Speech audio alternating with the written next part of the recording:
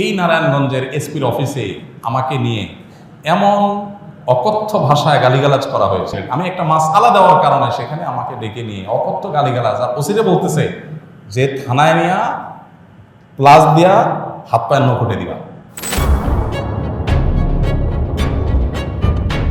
বিশ্বনন্দিত Islamic বক্তা শায়েখ আহমদুল্লাহকে এভাবেই অত্যাচারের হুমকি দিয়েছিলেন নারায়ণগঞ্জের এক পুলিশ সুপার। শুধু শায়েখ আহমদুল্লাহ নয়, ইসলাম বিদ্বেষী এই পুলিশ কর্মকর্তা এমন অসংখ্য ইসলামিক স্কলারের সাথে এই ঘৃণিত আচরণ করেছেন।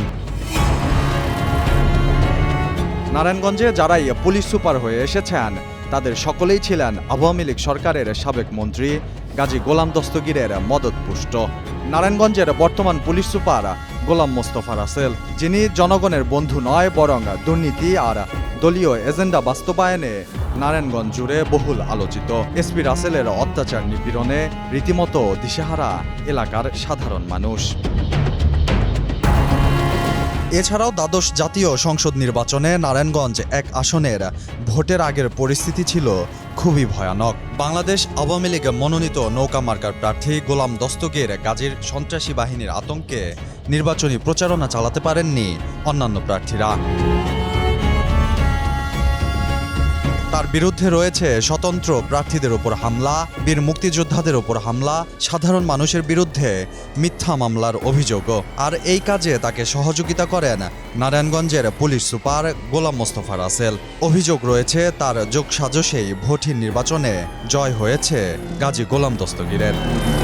শুধু নির্বাচনের সময়ে রাসেল যে ভয়ঙ্কর ছিলেন এমন নয়, নারায়ণগঞ্জের এই পুলিশ সুপার ছিলেন সব সময়কার মতোই প্রচণ্ড হিংস্র মানসিকতার একজন মানুষ। স্বেচ্ছাচারী এই পুলিশ কর্মকর্তা নিজের স্বার্থ হাসিলের জন্য মিথ্যা মামলা দিয়ে সাধারণ মানুষকে ধরে নিয়ে যেত ফিল্মি কায়দায়, দাবি করতেন লাখ টাকার মুক্তিপণ। গোলাম মোস্তফা রাসেল ওনার ভূমিকা ছিল একদম নৃশংস, মানে মানুষের প্রতি যে উনি এত নির্যাতন বা টর্চার করতে পারে বা ঘুষ বাণিজ্য যেটা বলা হয়, উনি আমাদেরকে ধরে নিয়ে টাকা চাইতেছে, মানে টর্চার করতেছে। এক গ্রুপ এসে টর্চার করতেছে, আর এক গ্রুপ মানে 20 লাখ চাইতেছে, আর এক গ্রুপ আসতেছে আবার টর্চার করতেছে, আবার 15 লাখ চাইতেছে। মুক্তিপণ না মিললে করা হতো পাশবিক অত্যাচার। আসলে আমাদের তো এই টাকা দেওয়া সম্ভব না, আমরা তো ওই রকম সম্ভ্রান্ত ফ্যামিলির ছেলে পেলেও না। আমার বাবা মা তারপরে যতটুকু পারছে দিয়েছে, মানে আমাদের যে রিমান্ডে নিয়ে আসছি, রিমান্ডে নিয়ে এসে আমাদের অনেক টর্চার করছে, 5 লাখ টাকা চাইছে আমার বাবার কাছে। অনুসন্ধান বলছে নারায়ণগঞ্জের এই পুলিশ সুপারে রয়েছে ভয়ঙ্কর নারী লিপ্সতা। রাজধানীর বিভিন্ন অভিজাত এলাকার হোটেলে রয়েছে তার নিয়মিত যাতায়াত। সামান্য বেতনে চাকরি করেও সেসব হোটেলের খরচ কিভাবে জোগাতেন তিনি? এলাকাবাসীর দাবি, ঘুষ গ্রহণ, মিথ্যা মামলায় আটক দেখিয়ে ক্রসফায়ারের ভয় দেখিয়ে বিপুল টাকা হাতিয়ে নিতেন সাধারণ মানুষের কাছে। এটি তার টাকা উপার্জনের অন্যতম একটি মাধ্যম। উনি তো ভূমিকা ছিল একদম স্বৈরাচার সরকারের মতো ভূমিকা।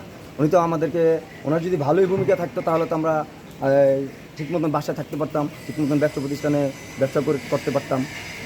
ওনার ভূমিকাই ছিল জালিম সরকারি ভূমিকা, ওনার কোনো ভালো কোনো উদ্যোগ ছিল না। দুর্নীতিগ্রস্ত এই পুলিশ কর্মকর্তাকে দ্রুতই আইনের আওতায় আনা হবে, এমনটাই প্রত্যাশা ভুক্তভোগী মানুষের। মাহাদি হাসান, কালেকণ্ঠ।